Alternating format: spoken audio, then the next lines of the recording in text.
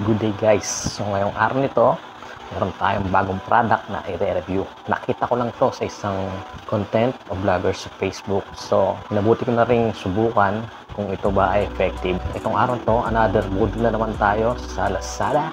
So in-order natin to at huwag na natin palampasin. At ayun na nga, in-order na natin sa Lazada at kararating lang. So i-review na natin at i-unbox ang product na ito.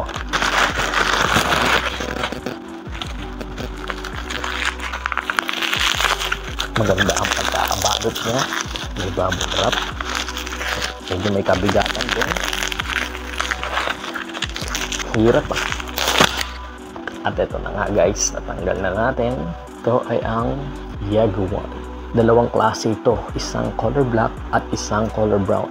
Ang binili ko ay yung color brown. Ite-testing natin to sa buhok ko.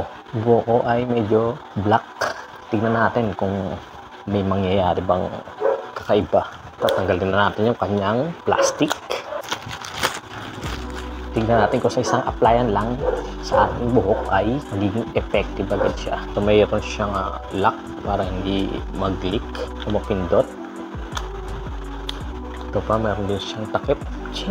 So ngayon, ite-testing na natin to sa aking buhok.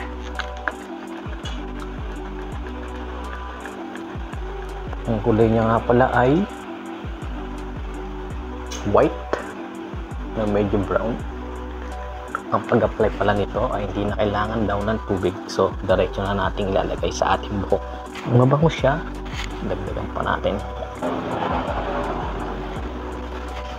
Yan, guys, na siguro yan. Pero maghintay tayo ng mga, sabi nila mga 5 minutes daw bago ito mapekto. Massage natin. Yan, hintayin natin ang 5 minuto.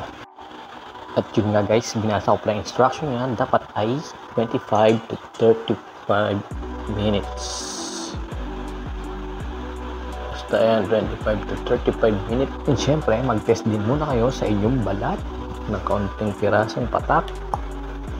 At maghintay ng mga 5 minuto pa kayo ay may allergy sa product na ito.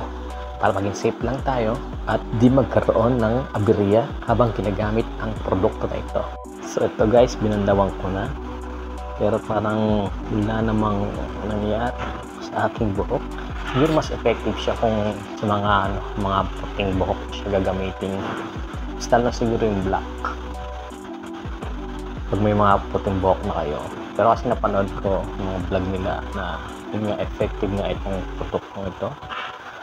So, comment na lang kayo sa baba guys kung ano sa tingin yung nangyari sa buhok ko before and after bago ako mag-apply nung shampoo na yon. Nga guys, hanggang dito lang yung vlog na to. Alam!